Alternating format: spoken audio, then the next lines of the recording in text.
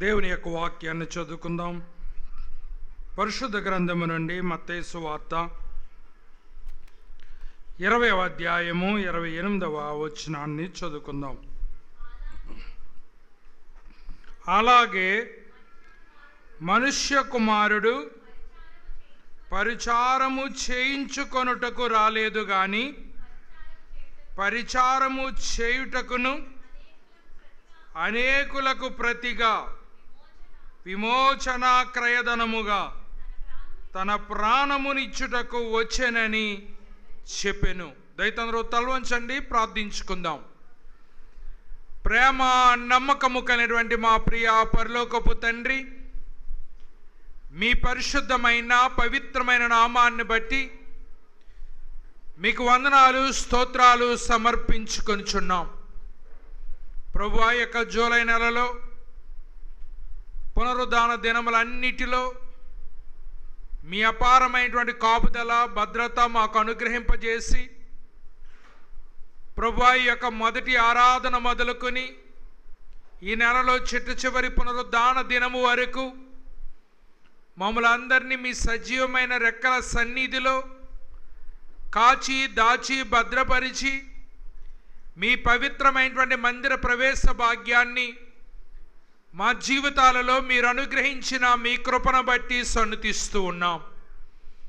ఇంతవరకు పాటల యందును ఆరాధన క్రమం అంతటి యందును మీరుండి మీ నామానికి మహిమ తెచ్చుకున్న మా గొప్ప దేవ, ఈ సమయంలో నీ దీనదాసునైనటువంటి నేను మీ వాక్యాన్ని చేతపుచ్చుకుని దానిని ప్రకటించాలని యోచిస్తూ ఉండగా మీ యొక్క సహాయమును మాకు అనుగ్రహింపజేసి మేలైనటువంటి విషయాలను మాకు బయలుపరిచి మీ వాక్యం ద్వారా పొందుకోదగిన ప్రతి ఆశీర్వాదాన్ని మీరు మాకు ఇచ్చి మమ్మల్ని బలపరచమని, మీ వాక్యం ద్వారా మీరు మాత్రమే మహిమ పొందమని ఈ ప్రార్థన మా ప్రభువారైనటువంటి యేసుక్రీస్తు వారి ఉన్నతమైన శ్రేష్టమైన నామమున అడిగి స్తుతించి బ్రతిమలాడి వేడుకొనుచున్నాము మా పరమ తండ్రి, ఆమేన్.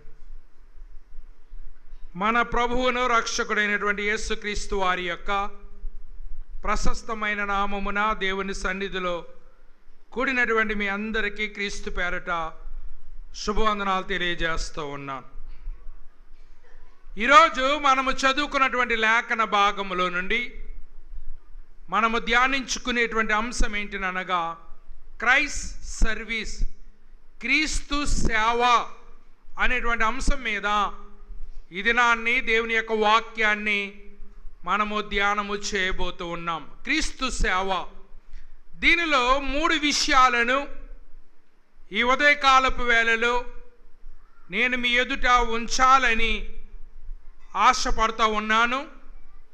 మనము నేర్చుకొనుచు ఉండగా ఈ 3 విషయాలను మీకు నొక్కి చెప్పాలని నేను ఆశపడుతూ ఉన్నాను. ప్రియా దేవుని బిడ్డలారా, యేసు ప్రభువారు ఆయన సేవ చేసి ఈ లోకములో ఆయన వెనకాల వచ్చే వాళ్ళందరూ కూడా సేవ ఎలా చేయాలో ఆయన మనందరికీ కూడా మాదిరి చూపించారు. నేటి కాలములో సేవ యొక్క తాత్పర్యము మారిపోయింది, సేవ యొక్క విధానం మారిపోయింది, సేవ యొక్క ప్రాధాన్యతలు మారిపోయినాయి. అటువంటి కాలములో జీవించుచున్నటువంటి మనము యేసు ప్రభువారు ఎలా సేవ చేశారు అనేటువంటి దానిని మనం ఆలోచన చేయుట అనేటువంటిది చాలా ప్రాముఖ్యం. ఎందుకనంటే ఆయన సేవ ఎలా చేయాలో చూపించారు కాబట్టి ఆయన అడుగు జాడల్లో మనము సేవ చేసినప్పుడు అది దేవునికి ఇష్టమైనటువంటి సేవగా అది ఉంటుంది అనేటువంటి విషయాన్ని నేను మీకు జ్ఞాపకం చేస్తూ ఉన్నాను. యేసు ప్రభువారు ఏ సందర్భములో ఈ మాట చెప్పారో ముందుగా కాంటెక్స్ట్ చెప్పిన తర్వాత ఈ వాక్యపు లోతులోనికి మనం వెళ్ళటానికి ఇష్టపడతా ఉన్నాం. ఏ సందర్భంలో చెప్పారనంటే, మీకు మదర్స్ డే నాడు ఒక ప్రసంగం చెప్పాను. మరి యోహాను యాకోబుల యొక్క తల్లి అయినటువంటి సొలోమి యేసు ప్రభువు వారి యొద్దకు తన యొక్క ఇద్దరు బిడ్డలని తీసుకొచ్చింది. తన ఇద్దరు బిడ్డలను తీసుకొచ్చి తన కోసం తను ఏమీ కోరుకోలేదు, కానీ తన బిడ్డల కోసం కోరుకుంది. ఏమని కోరుకుందనంటే, అయ్యా నీ రాజ్యములో ఒక కొడుకుని కుడి పక్కన ఇంకొక కొడుకుని ఎడం ప్రక్కన కూర్చొని అని అడిగింది. అప్పుడు ఆవిడ అడిగేసింది, వెళ్ళిపోయింది. ప్రభు సమాధానం చెప్పారు. వెళ్ళిపోయిన తర్వాత మిగిలిన శిష్యులు, అనగా ఇద్దరు తప్పితే 10 మంది ఉన్నారు కదా, వీళ్ళందరూ కూడా మీరే గొప్పోళ్ళ, మీరు అన్నదమ్ములు ఇద్దరు చెరుకు పక్కన కూర్చుంటారా, మరి మేమందరం ఏమైపోవాలి, అసలు మనలో ఎవడు గొప్పోడు అని డిస్కషన్లోకి వచ్చారు.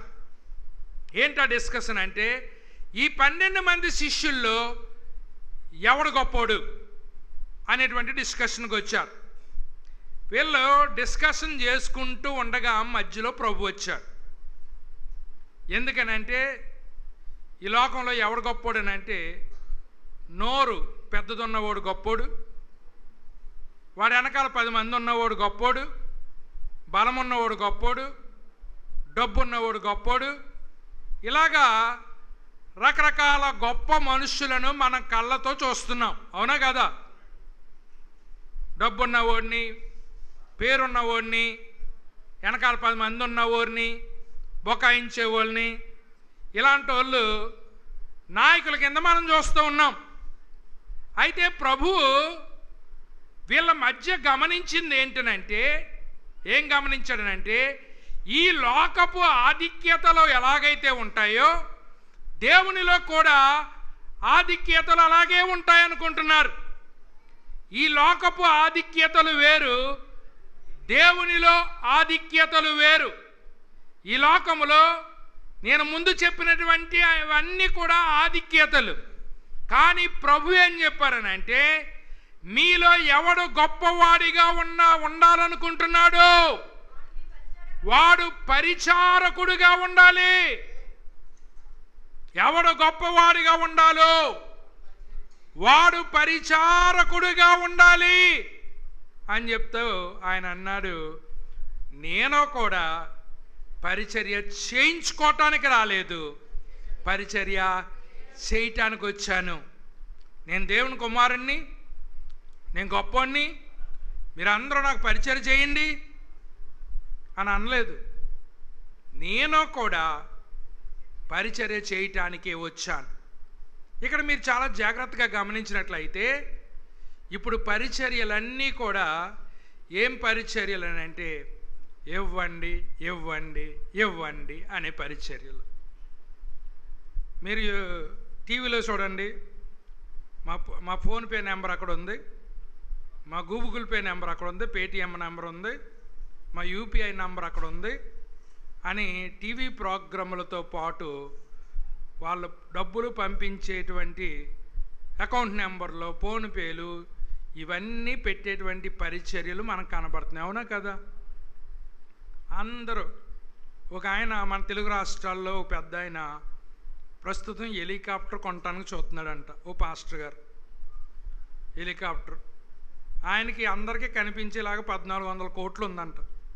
పేదోళ్ళందరూ పట్టుకెళ్ళి డబ్బులు ఇచ్చేది అక్కడే. కానీ క్రైస్తవులకు కష్టాలు వస్తే ఒక మాట మాట్లాడు, క్రైస్తవులకి మరి ఈ యొక్క రిజర్వేషన్ల గురించి ఏమన్నా సమస్య వస్తే ఒక మాట మాట్లాడు, అంటే గోడ మీద పుల్లి అవటంలాగా ఎవరిని పోగొట్టుకోవడానికి ఇష్టం లేకుండా దేనికి కూడా స్పందించడు. కావలసింది ఏంటని అనగా, మీరు ఎప్పుడు అతని ప్రసంగాలేనండి, ఎంతసేపు ఆ ప్రాజెక్ట్ చేస్తున్నాం, ఈ ప్రాజెక్ట్ చేస్తున్నాం, పంపించండి పంపించండి పంపించండి, ఇదే కనపడుతూ ఉంది. ఇప్పుడు ఈరోజు ఈ మెసేజ్ విన్న తర్వాత పరిచర్య అంటే ఇలా ఉంటుందా అనేటువంటి పరిస్థితి మనందరిలో కూడా మనోవిమర్శ చేసుకోవాల్సిన పరిస్థితి ఏర్పడింది. ప్రభు ఏమంటున్నారని అంటే, నేను తీసుకోవటానికి రాలేదు, నేను ఇవ్వటానికి వచ్చాను. దేవుని స్తోత్రం చెప్పండి. నేను తీసుకోవటానికి రాలేదు, నేను ఇవ్వటానికి వచ్చాను. బైబిల్లో మీరు ఎక్కడైనా చూడండి, ఆయన అంటున్నాడు, నా సమాధానాన్ని మీకు ఇవ్వటానికి వచ్చాను, సమృద్ధి అయిన జీవాన్ని మీకు ఇవ్వటానికి వచ్చాను. అన్నీ ఇవ్వటానికి వచ్చాను అంటున్నాడు, కానీ తీసుకోవటానికి వచ్చాను అనట్లేదు. అలాగని ప్రభు పరిచర్యకు డబ్బులు అవసరం లేదా? అవసరం ఉంది, కానీ నేను పట్టుకోను. డబ్బులు పట్టుకునేవాడు ఒకడు ఉన్నాడు, అతనికి ఇచ్చేయండి అని యోధా ఇస్కరియోతుకి ట్రాన్స్ఫర్ చేసేసారు. కానీ ప్రభు ఎప్పుడు డబ్బులు చేతిలో పెట్టుకోలేదు, జేబులో పెట్టుకోలేదు. ఓసారి పన్ను కట్టమని వచ్చారు. పన్ను కట్టమని వస్తే యేసుప్రభు వారి దగ్గర రూపాయి కూడా లేదు. ఆయన అన్నారు, మీరు కొలంలోకి వెళ్ళి మరి గేలం వేయండి, ఓ చేప దొరుకుతుంది, చేప నోట్లో కాసు ఉంటుందో తీసుకెళ్ళి కట్టమని చెప్పారు. ఆయన డబ్బుల్ని హ్యాండిల్ చేయలేదు. డబ్బులే పరమావధిగా తీసుకురండి అని చెప్పలే. కానీ ఆయన పరిచర్య ఎలాగ రిఫ్లెక్ట్ అవుతుందని అంటే, ఆయన పరిచర్య నేను ఇవ్వటానికి వచ్చాను కానీ తీసుకోవటానికి రాలేదు. ఎవరన్నా ఒక 100 రూపాయలు ఇచ్చారనుకోండి, మీరు ఇచ్చింది 100, మా నెత్తి మీద చాలా బాధ్యత ఉంటుంది. ఆ వ్యక్తి గురించి, క్షేమం గురించి ప్రార్థన చేయాలి. నేను దానికోసం పని చేయలేదు అనుకోండి, నేను ఇచ్చిన రూపాయి కూడా తీసుకోండి, నాకు అవసరం లేదు. ఎందుకనంటే ఆ సంఘ సభ్యులైతే దశంభాగాలు పంపించే వాళ్ళు ఉంటారు. సంఘ సభ్యులు కాకపోయినట్లయితే, నేను ఒకసారి పలానా టయానికి మీరు శంకుస్థాపన చేయాలి అయ్యగారు అన్నారు. దానికంటే వారం రోజుల ముందు చర్చిలో ఒక అతను చెప్పాడు. అతనికి డేట్ నేను ఇచ్చాను, టైం నేను ఇచ్చాను. వెనకాల చెప్పినోడికి ముందు వెళ్ళాలా, ముందు చెప్పినోడికి వెనకాల వెళ్ళాలా? మరి నేను ఎవరికి డేట్ ఇచ్చానో, ఎవరికి టైం ఇచ్చానో వాళ్ళ దగ్గరికి వెళ్ళాను. అప్పుడు దాకా ఈయన కంగారు ఆగలేదు. కంగారు ఆగకుండా ఈయనే చేసేసుకుని దానికి మూత వేసేసాడు. కొబ్బరాకులతో మూత వేసేసాడు. మూత వేసేసిన తర్వాత ఇక్కడ చేసుకుని ఫస్ట్ ఇతను చెప్పాడు కాబట్టి ఇతను చేసుకుని అతని దగ్గరికి వెళ్దాం అనుకున్నప్పటికీ ఆల్రెడీ చేసేసుకున్నారు. చేసేసుకుంటే డ్రైవర్ నాన్న కారు తిప్పేయమన్నాను. కారు తిప్పేయమని అంటే తిప్పేస్తాను. గబగబా కారుకి అడ్డొచ్చాడు. కారుకి అడ్డొచ్చి వెళ్ళిపోకండి, చిన్న ప్రార్థన చేసేయాలన్నాడు. ప్రార్థన చేశాను, కారులో ఉండే చేసేసాను. చేసేసిన తర్వాత 500 1000 రూపాయలు పట్టుకొచ్చేస్తున్నాడు. నేను తీసుకోనని చెప్పాను. ఎందుకంటే నేను దానికోసం నేను పని చేయలేదు. కానీ కొంతమంది పని చేయలేని దానికి ఇచ్చుకున్నారంటే అది మీ మీదకి శాపమే. ప్రభు అన్నాడు, నేను ఇవ్వటానికి వచ్చాను కానీ నేను తీసుకోవటానికి రాలేదు. నేను ఎంతవరకు ఇవ్వటానికి వచ్చానంటే, అనేకుల కొరకు నా ప్రాణమైనా సరే పెట్టడానికి వచ్చాను కానీ నేను మీది ఆశించి నేను రాలేదు. అయితే పరిచర్య ఎలా నడుస్తుంది? సేవకుడు ఎలా పోషించబడతాడు? పిలిచినవాడు ఆయన, చేయమన్నది ఆయన, పోషించేవాడు ఆయన. అందుచేత ఎవరి దగ్గర మరి కొత్తగా జాబ్ వచ్చినా, కొత్తగా కోయిట వెళ్ళినా ఎవరి దగ్గర చేయి చాపవలసినటువంటి పరిస్థితి ఏ దాసుడికి కూడా లేదు. గత 40 సంవత్సరాల నుంచి మా నాన్నగారి దగ్గర పనిచేస్తాను, నేను సొంతంగా పనిచేస్తూ ఉన్నాను. ఇంకో 2 సంవత్సరాలు అయితే 40 సంవత్సరాలు అవుతుంది నేను పరిచర్యలోకి వచ్చి. ఎవరి దగ్గర డబ్బుల కోసం నేను చేయి చాపలేదు, చచ్చేదాకా చాపను కూడా. ఎందుచేతనంటే నన్ను పిలిచిన వాడు దేవుడు నన్ను పోషిస్తాడు. ప్రభు అంటున్నాడు, మనుష్య కుమారుడు ఆయన దగ్గర 12 మంది శిష్యులు ఉన్నారు. 12 మంది చేత పని చేయించుకోవచ్చు. కానీ ఆయన ఏమంటున్నాడు తెలుసా? మీకు చేయటానికి నేను వచ్చాను, మీకు ఇవ్వటానికి వచ్చాను, కానీ నేను చేయించుకోవటానికి రాలేదు అని చెప్తూ ఉన్నాడు. తర్వాత ఏమని చెప్తున్నాడనంటే, ఈ వాక్యం మీరు అర్థం చేసుకున్నట్లయితే, అనేకులకు ప్రతిగా క్రయధనమును మరి విమోచన క్రయధనమును నేను ఇవ్వటానికి వచ్చాను అని ప్రభువు చెబుతున్నటువంటి మాటలు. అనగా ప్రభువు యొక్క సేవ చాలా విశిష్టమైనటువంటి సేవ. ప్రభు యొక్క సేవ చాలా స్పష్టమైనటువంటి సేవ. వెనకాల ఒక అజెండా పెట్టుకుని మరొక అజెండాతో పనిచేస్తున్నటువంటి సేవ కాదు. చాలామంది సేవకులు అంటారు, మేము డబ్బుల కోసం రాలేదని అంటారు. కానీ వాళ్ళ అజెండాలు వేరు, వారికి వెనకాల ఉన్న ఉద్దేశాలు వేరు, వారికి ఉన్నటువంటి వేరు. దేవుడు ఏదైనా మనకి ఇవ్వాలని అనుకుంటే అది మనం ఆయన్ని అడిగితే ఆయన తప్పకుండా ఇచ్చేటువంటి వాడే కానీ ఒకళ్ళ దగ్గర చేయి చాపి మన చెయ్యిని కింద ఉంచేటువంటి వాడు కాదు అనేటువంటి విషయాన్ని నేను మీకు జ్ఞాపకం చేస్తూ ఉన్నాను. ప్రభు పరిచర్య గురించి ఎక్కడ చెబుతామో అక్కడ ప్రభు త్యాగం గురించి కూడా చెప్పాలి. కొన్ని సంఘాల్లో యేసయ్య మరణం గురించి మాట్లాడరు, యేసయ్య సమాధి గురించి మాట్లాడరు, యేసయ్య పునరుద్ధానం గురించి మాట్లాడరు. ఒక పరిచారకుడు సంఘంలో ఉన్నటువంటి బోర్డుకి లెటర్ రాస్తున్నాడు. ఏమని రాస్తున్నాడనంటే, గత 3 నెలల నుండి పాస్టర్ గారి యొక్క వర్తమానాలు నేను వింటున్నాను. అందులో యేసయ్య చనిపోయాడని కానీ, యేసయ్య సమాధి చేయబడ్డాడని కానీ, యేసయ్య తిరిగి లేచాడనే మాట కానీ 3 నెలల కాలంలో పాస్టర్ గారు ఎప్పుడూ చెప్పలేదు అని అంటే యేసయ్యను పక్కన పెట్టేస్తున్నాడు అన్నమాట. ఇప్పుడు జనాలందరికీ మోటివేషనల్ స్పీచ్లు కావాలి. అది చర్చిలోనే చెప్పాలి. అది నువ్వు ముచ్చా, నేను ఎవరన్నా పక్కన పెట్టేసినా నువ్వేమవుదో, నువ్వెవరిని పట్టించుకోకు, నువ్వు ముచ్చా నువ్వు అన్నారు అనుకోండి, అందరి స్టేటస్లు అయ్యే. మీకు కావాల్సిన మోటివేషను, అంతేగాని నీకు కావలసింది ఆధ్యాత్మికమైనటువంటి ఎదుగుదల కాదు. అందుచేత వాళ్ళ వాక్యానుసారంగా బోధిస్తున్నారా, లేకపోతే మనకు చెవులకు ఇంపైన బోధిస్తున్నారా అనేటువంటి దాని గురించి మనకు ఆలోచన లేదు. ఏదో మనకి కనెక్ట్ అవుతుంది, అది మన స్టేటస్ కింద పెట్టేసుకుంటే సరిపోతుంది అని అనుకుంటున్నాం. ఓసారి మీరు గమనించండి, పుట్టిన దగ్గర నుంచి, పుట్టినప్పుడు ఫస్ట్ గంట మనల్ని ఎవరిలాగాడో తెలదు. వాళ్ళ మన అమ్మల్లో కూడా బాధలు ఉంటారు కదా, వాళ్ళకు కూడా తెలియదు. చచ్చాక మనల్ని ఎవడు మోస్తాడో తెలియదు, తెలుసా? ఎవడు సమాధి పెట్టి ఎత్తుకుంటాడో తెలుసా? తెలియదు. పుట్టినప్పటి నుంచి చచ్చిదాకా చాలామందికి రుణపడి ఉంటాం మనం. అంచేత మనం చచ్చిపోయాక కూడా కొంతమందికి రుణపడి ఉంటాం. అంచేత నేను ఎవరికి రుణం లేను అని అనుకోకూడదు ప్రతి మనిషి కూడా. అంచేత మీరు గమనించండి, మనం పుట్టినప్పటి నుంచి, పాలు తాగినప్పటి నుంచి, మన ఎత్తుకున్న దగ్గర నుంచి వాళ్ళు ఎత్తుకోవాల్సిన అవసరం లేదు. వాళ్ళు ఎత్తుకున్నారని అంటే వాళ్ళకి రుణపడి ఉన్నాం మనం. ఇలాగ మన జీవితంలో ఎంతోమందికి రుణపడి ఉంటాం. ఈ పరిచర్య ఎలా ఉందనంటే, ఈ పరిచర్య ఎంతోమందికి రుణపడి ఉంది. ఎంతోమంది నిద్ర లేకుండా పనిచేశారు, ఎంతోమంది కష్టపడి పనిచేశారు, కొంతమంది భోజనాలు వండారు, కొంతమంది భోజనాలు పెట్టారు. ఆ చర్చ్ కడతాం మొదలెట్టిన దగ్గర నుంచి భోజనాలు, ఏక భోజనాలు. మనకు సంవత్సరానికి ఒకసారి కూడా మొఖమాసిపోయే వాళ్ళం భోజనాలకి. ఇప్పుడు తినలేక మొఖం మొత్తేస్తుంది మనకి. దేవుడు అంత సమృద్ధి మనకి ఇచ్చాడు. ఇవన్నీ జరుగుతున్నాయని అంటే ఎవరో ఒకరు త్యాగం చేస్తుంటారు, ఎవరో ఒకరు కష్టపడి ఉంటారు, అనేక మందికి మనం రుణపడి ఉంటాం. అందుచేత నా ఒక్కడ కష్టార్జితం ద్వారా సత్యంత డెవలప్ అయిపోయిందని నేను చెప్పట్లేదు. నాతో పాటు అనేక మంది కష్టపడ్డారు, నాతో పాటు అనేక మంది మరి ట్రావెల్ చేశారు, నాతో పాటు అనేక మంది ప్రార్థన చేశారు. ఇంతమంది త్యాగం చేయగా దేవుడు ఈ యొక్క పరిచర్యను ఈ రీతిగా అభివృద్ధి పరిచాడనేటువంటి విషయాన్ని మనమందరం కూడా గమనించాలి. మరి ఆ యొక్క డీకన్ లెటర్ రాస్తున్నాడు. అయ్యా, గత 3 నెలల నుంచి మా పాస్టర్ గారు యేసయ్య మరణం గురించి చెప్పట్లేదు, యేసయ్య సమాధి గురించి చెప్పట్లేదు, యేసయ్య తిరిగి లేచాడని చెప్పట్లేదు, మిగతా మోటివేషనల్ స్పీచెస్ అన్నీ ఇస్తున్నాడండి అని. ఎక్కడ యేసయ్య మరణము గురించి మాట్లాడమో అక్కడ మనం తప్పు చేస్తున్నాం. యేసు సమాధి గురించి మాట్లాడకపోతే తప్పు చేస్తున్నాం.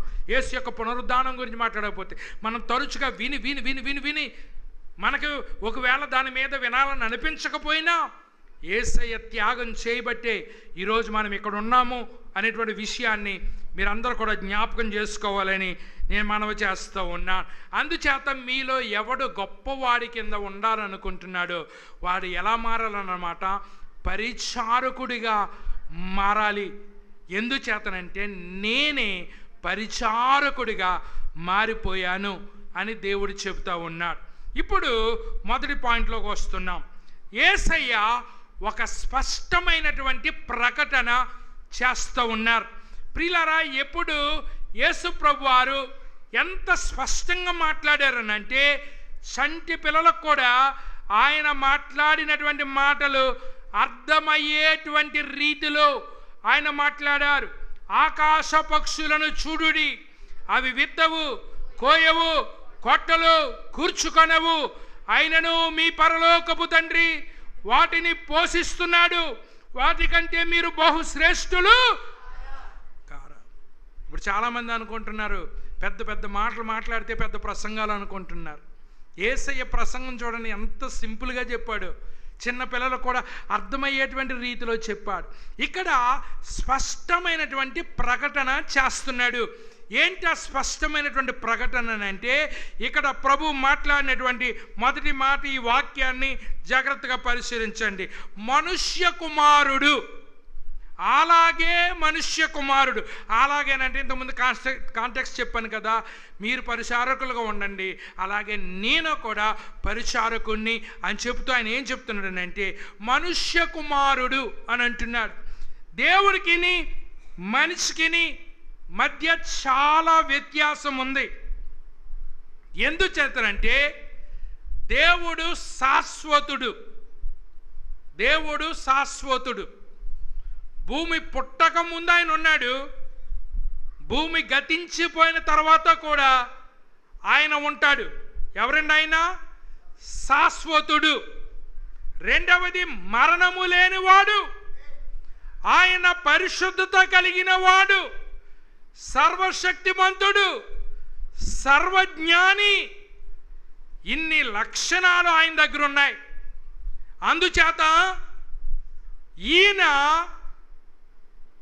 సాక్షాత్తు దేవుడై ఉండి కూడా ఆయన ఎవరితో గుర్తించబడుతున్నాడనంటే మానవుడితో గుర్తించబడుతున్నాడు. అందుచేత నేను దేవుని కుమారుణ్ణి అని అంటలేదు ఆయన, లేక నేను దేవుణ్ణి అంటలేదు ఆయన. ఆయన ఏమంటున్నాడనంటే, ఆయన ఏమంటున్నాడు? మానవ కుమారుడు, మనుష్య కుమారుడు అంటూ ఉన్నాడు.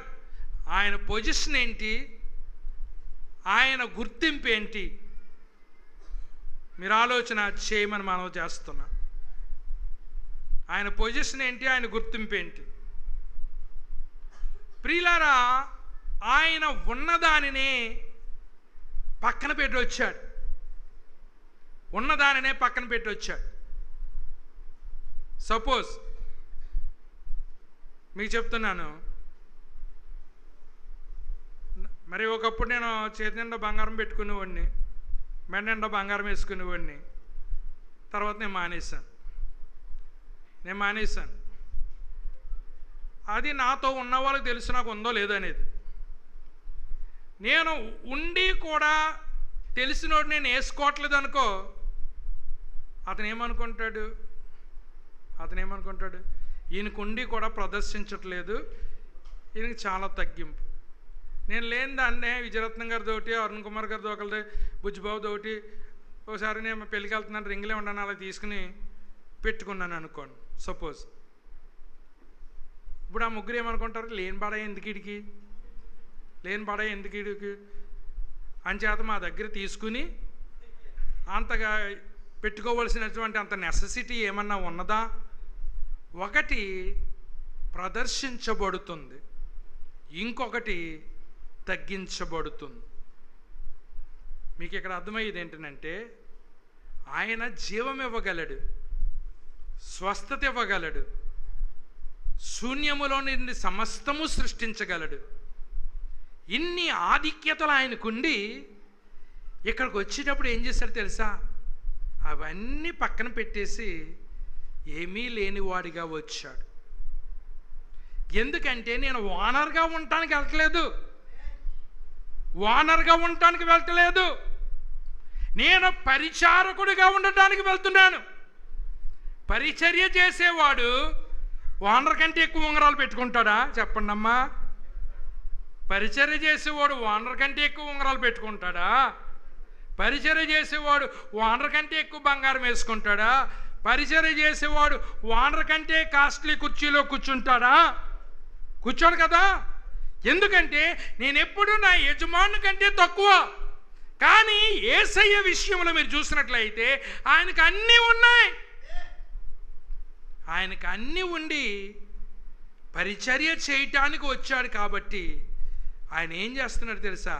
అన్నీ పక్కన పెట్టేసి తన్ను తాను రిక్తునిగా చేసుకుని, ఫిలిప్పీయులకు రాసిన పత్రిక 2వ అధ్యాయములో తన్ను తాను రిక్తునిగా చేసుకుని దాసుని యొక్క స్వరూపము ధరించుకుని ఆయన ఈ లోకంలోకి వచ్చి అంటున్నాడు, నేను ఎందుకు వచ్చాను? పరిచర్య చేయించుకోవటానికి రాలేదు, నేను పరిచర్య చేయటానికి వచ్చాను. మనలో ఎంతమంది అటువంటి పరిచర్యను చేయటానికి ఇష్టపడుతున్నారు? చర్చ్ తుడిసే వాళ్ళు అందరూ పేదోళ్ళు అనుకోకండి. చర్చ్ దగ్గర పనిచేసే వాళ్ళు అందరూ గతి లేని వాళ్ళు అనుకోకండి.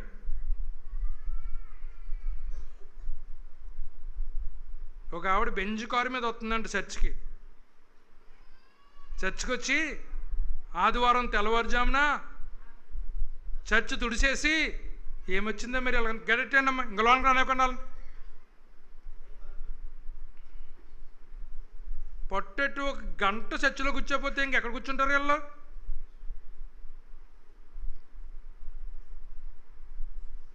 బెంజ్ కారు వేసుకొచ్చి చర్చ్ తుడిసేసి చర్చికి తడిగొట్టేడుతుందట. ఇంకొక ఆయన మామూలు కారు మీద వచ్చాడంట అక్కడికి.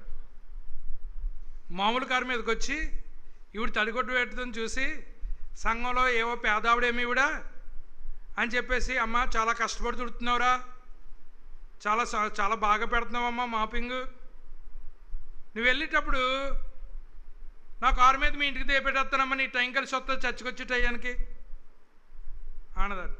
ఈవిడ ఒక్క మాట కూడా మాట్లాడలేదట. ఇద్దరు ఒకేసారి కార్ పార్కింగ్ దగ్గరికి వెళ్ళారట.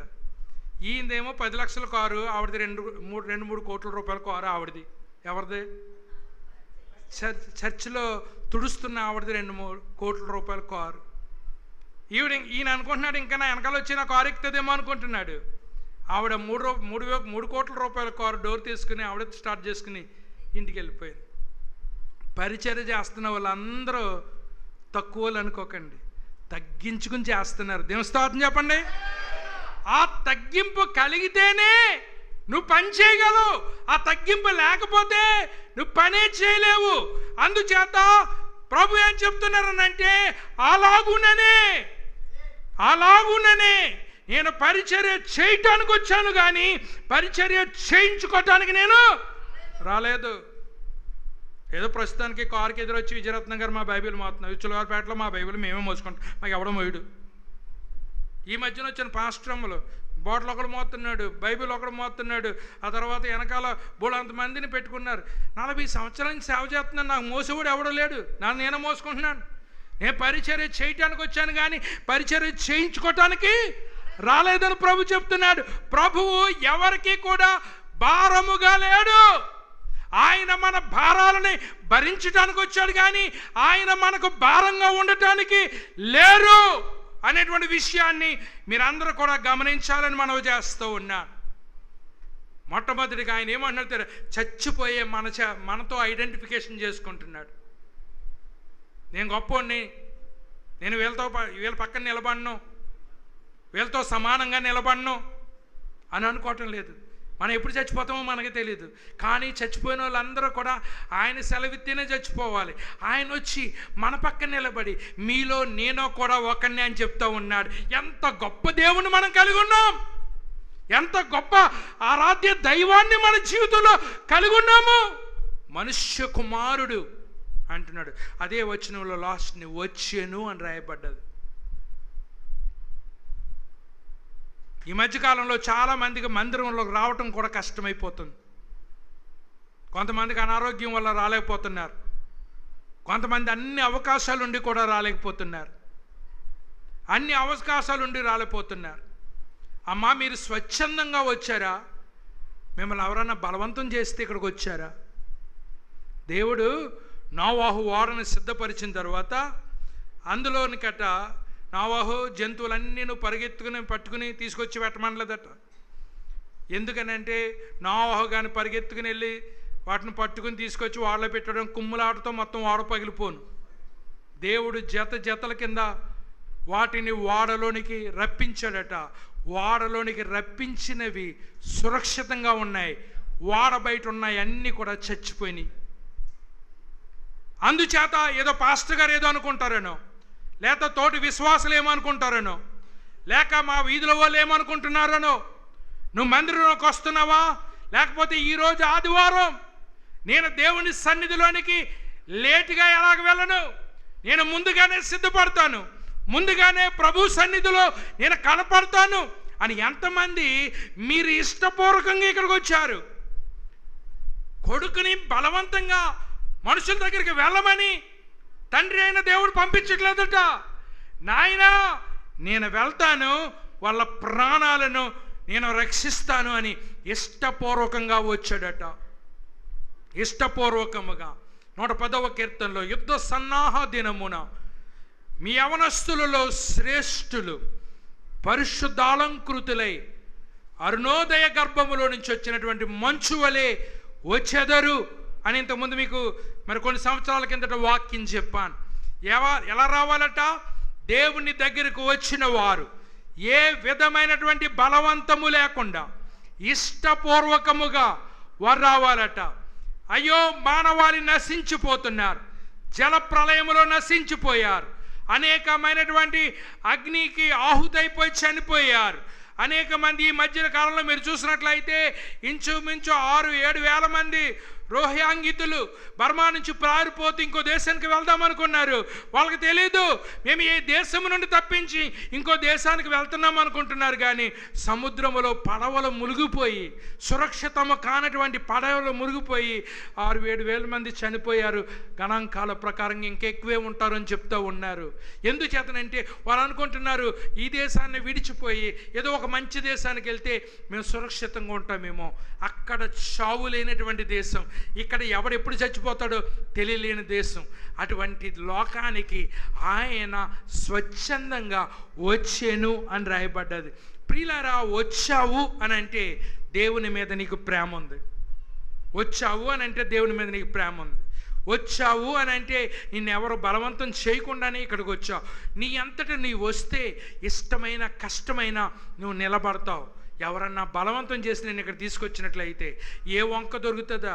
ఒకళ్ళు వెళ్ళారు ఫస్ట్, 4-5 వెళ్ళిపోయారు. ఏ వంక దొరుకుతుందా? వాళ్ళతో పాటు మనం పోదామా అనుకున్నటువంటి రీతిలో ఉంటావు.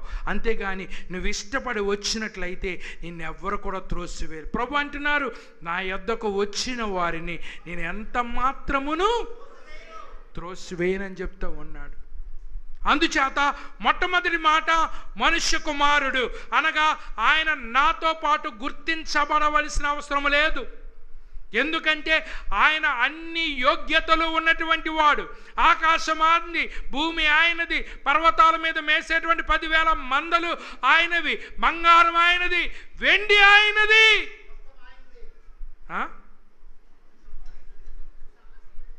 సమస్తము ఆయనవే అని మనం అన్నీ ఆయనవే అయినప్పుడు ఆయన పరిచారకులు. మనకి ఎప్పుడు ఏం కావాలో ఆయనకి తెలీదా? అమ్మా, మనకి ఎప్పుడు ఏం కావాలో ఆయన తెలీదా? ఆయన పరిచారకులు. ఒకటి దేవుడిని నమ్మాడట, ప్రార్థన చేస్తున్నా, ఆస్ట్రేలియాలో ప్రార్థన చేస్తున్నాడు. అతనికి ఎక్కడ బంగారం ఉన్నా సరే అది వెతికి సొంతం చేసుకునేటువంటి మరి లైసెన్స్ ఇచ్చారట గవర్నమెంట్ కొంతమందికి ఇస్తుందంట లైసెన్స్. నువ్వు వెతుక్కోవచ్చు, దొరికిన బంగారం నీదే అని. ప్రార్థన చేసుకుంటాడట, లైసెన్స్ ఉంది కానీ నాకు ఎప్పుడు బంగారం దొరుకుతలేదు అని ప్రార్థన చేసుకుంటున్నాడు. ఒక రాత్రి అతనికి స్వప్నంలో కళ్ళునంట ఒక లొకేషన్ కనపడిందంట. ఆ భూమి కింద ఉన్నటువంటి బంగారము ఇతనికి కళ్ళలో కనపడ్డదట. కళ్ళలో కనపడిన తర్వాత ఉదయాన్నే లేచిన తర్వాత ఒక తెల్ల కాగితం మీద ఆ లొకేషన్ బొమ్మ గీసాడంట. బంగారం ఏ ఆకారంలో ఇతనికి కనపడ్డదో కళ్ళని ఆ ఆకారం బొమ్మ కూడా గీసాడంట. గీసి ఇది ఉత్తుది అనుకుంటారేమో అని ఆ బొమ్మ గీసిన తర్వాత ఒక ఇద్దరికి చూపించి ఇలాగ వచ్చింది నాకు కళ అని చెప్పేసి ఇద్దరి చేత కూడా కళ చూశాడంట అని సంతకం పెట్టించుకున్నాడు. కళ చూశాను, కళ్ళలో నాకు ఇలా కనపడిందని సాక్ష్యం కోసం ఇద్దరి చేత సంతకం పెట్టించుకున్నాడు.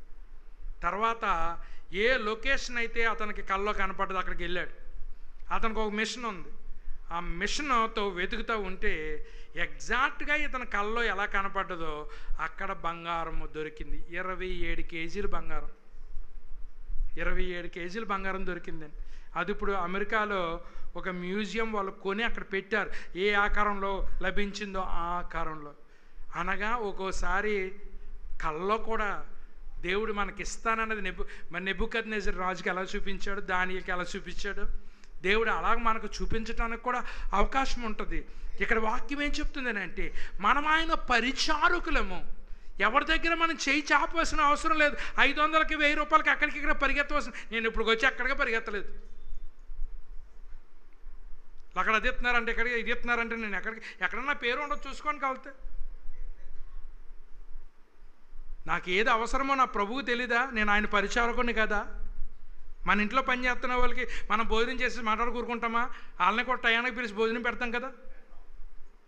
మరి మన ఇంట్లో పనిచేసే వ్యక్తిని మనం మర్చిపోవట్లేనప్పుడు ఆయన కోసం పనిచేసేటువంటి మనిషిని ఆయన మర్చిపోతాడని ఎలా అనుకుంటున్నావు నువ్వు? నా పేరట వచ్చిన వాడికి గిన్నెడు చన్నీళ్ళు ఇస్తే దాని ప్రతిఫలము నిశ్చయముగా మీరు పొందుకుంటారని చెప్పాడు. ఆయన కోసం ప్రభువులో మీ ప్రయాసము వ్యర్థము కాదు అని పౌలు భక్తుడు చెప్తున్నాడు. నువ్వు దేవుని కోసం ఏదైనా కష్టపడ్డావా? నువ్వు దేవుని మందిరం తుడిచావా? దేవుని మందిరంలో కాపలా ఉంటున్నావా? దేవుని కోసం నువ్వు ఏదైనా చేసావా? ప్రభువులో మీ ప్రయాసము వ్యర్థం కాదు. కొంతమంది స్పెక్టేటర్స్ ఉంటారు, వస్తారు, చూస్తారు, పోతారు. కానీ కొంతమంది స్పెక్టేటర్స్ చూడటానికి వచ్చిన వాళ్ళు కాదు, వాళ్ళు అడ్డుపడి చేయటానికి వచ్చిన వాళ్ళు. నువ్వు చేసినటువంటి పని ఏ రోజున కూడా వ్యర్థం కాదు అనేటువంటి విషయాన్ని నేను మీకు జ్ఞాపకం చేస్తూ ఉన్నా. ఆయన అన్నీ కలిగిన ఆయన నాతో పాటు గుర్తింపు పొందవలసిన అవసరం లేదు.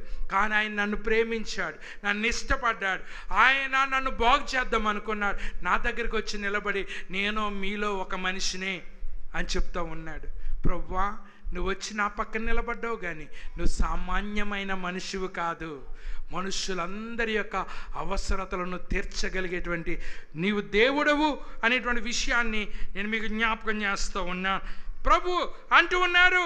మూడవదిగా మనం చూసినట్లయితే ప్రభు ఏమంటున్నారనంటే, అనేకులకు ప్రతిగా విమోచన క్రయధనముగా నేను ఎందుకు వచ్చానంటే, మీకు చెప్పాను కదా ఇంతకుముందు, ఎక్కడ ప్రభువుని ఎక్కడ చూడండి ఇవ్వండి ఇవ్వండి అనే మాటలు ఆయన దగ్గర కనపడలా.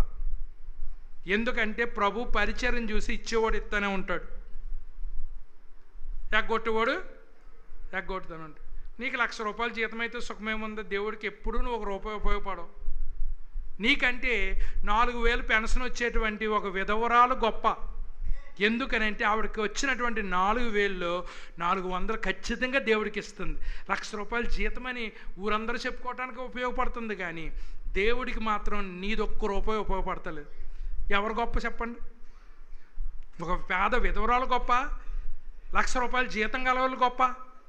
ప్రభువుకు ఉపయోగపడే ఒక పేద విధవరాలే గొప్ప. అక్కడ చాలామంది పెద్ద పెద్ద కాగితాలు వేసారు, వాళ్ళు ఎవరిని చెప్పలేదు. ఇదిగో ఇక్కడ ఒక పేద విధవరాలు ఉంది, ఆమె దగ్గర 2 కాసులే ఉన్నాయి. తన జీవమంతా కూడా ఇల్లంతా మూట కట్టేస్తే 2 కాసులేనట. ఆ జీవమంతా తీసుకొచ్చి దేవునికి ఇచ్చిందట. ఈవిడ దేవునికి ఉపయోగమైనటువంటి స్త్రీగా మనకు కనబడుతూ ఉంది. ప్రభు ఇక్కడ ఏమంటున్నాడనంటే, నేను అందరి కోసం చనిపోవటానికి వచ్చానని అంటలేదు. మీరు గమనించండి, అందరి కోసం నేను చనిపోవడానికి. ఇన్విటేషన్ అందరికీ. చర్చి దగ్గర భోజనాలంట, చర్చి దగ్గరికి వెళ్తే భోజనాలు పెడతారంట. ఇన్విటేషన్ అందరికీ ఉంది. అలాగని చెప్పేసి చర్చి దగ్గర భోజనాలు నీ ఇంటికి రావు.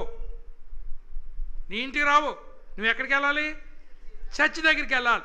ప్రభు అంటున్నారు, ప్రయాసపడి భారము మోసుకొనుచున్న సమస్తమైన వారులారా నా యొద్దకు రండి, నేను మీకు విశ్రాంతిని.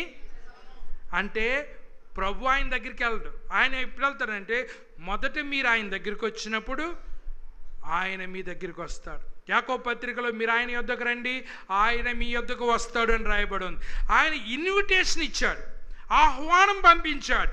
ఆహ్వానం పంపించిన తర్వాత వస్తామా రామా అనేటువంటిది మీ ఇష్టమై ఉన్నది. వచ్చిన వాళ్ళు ఆ భోజనములో భాగాన్ని పంచుకుంటారు. రాలేనోళ్ళు చూడండి, ఇప్పుడు పలహారం పంచి పెడుతున్నాం. ఫస్ట్లో మన వాళ్ళు ఏం చేసేవారని అంటే, మా ఆయన రాలేదు, మా ఆయన పలహారం ఇక్కడ ఏంటి, అలా ఆయన రాలేదంటే అలా ఆయన పలహారం ఇక్కడ ఇస్తామా? ఉద్దేశం ఏంటి ఇక్కడ? ఉద్దేశం ఏంటి చెప్పండి? ఉద్దేశం ఏంటి? కూటానికి వచ్చినోడికి పలహారం ఇవ్వండి. అలాగే ఇంటికాడ వాళ్ళకి ఇస్తే, మీ ఆయన రాలేదు, మీ ముసలమ్మ రాలేదు, మీ మనవడు రాలేదు, మీ కోడిపెట్టలో కూడా రాలేదు. ఎందుకంటే అవి మాత్రం పలరం ఎత్తి తినవా ఏంటి? ఆయన చేత కట్ చేసేసాం. ఏం కట్ చేసేసాం? అమ్మాయి ఇక్కడికి వచ్చిన వాళ్ళకే పలహారము, ఇంటి దగ్గర ఉన్న వాళ్ళకి పలహారం రాదు. ఎందుకంటే నువ్వు ఇక్కడ రాలేదు కాబట్టి దాన్ని ఎక్స్పెక్ట్ చేయకు. భోజనం కూడా అంతే, భోజనమైనా అంతే. ఇక్కడ రాలేదా, you are not worthy to participate in it. నువ్వు దాన్ని పొందుకోవడానికి అర్హుడవు కాదు అనేటువంటి విషయాన్ని మీరందరూ కూడా గమనించాలని మనవి చేస్తూ ఉన్నా. ఇక్కడ ప్రభు ఏమంటున్నాడని అంటే, నేను పరిచర్య చేయించుకోవటానికి రాలేదు, పరిచర్య చేయటానికి వచ్చాను. ప్రభువు మనకు మాదిరి చూపిస్తున్నాడు. పరిచర్య మనం చేసుకోవాలి, మనం చేయటానికి వచ్చాం కాబట్టి పరిచర్య మనం చేసేటువంటి వారిగా, మనకు అందినటువంటి పని మనం చేసేటువంటి వారిగా, చేతనైనటువంటి పని చేసిన వారిగా. ప్రభు పరిచర్య చేయమన్నాడు కదా అని వంటలు వండుతూ రాను నేను వంటలు వండుతానని తయారవ్వకూడదు, మొత్తం చెడిపోద్ది ఎవ్వరం. అంచేత నేను పరిచర్య చేద్దాం అనుకుంటున్నాను. నాకు ఏ పని వచ్చో ఆ పని నేను చేస్తా.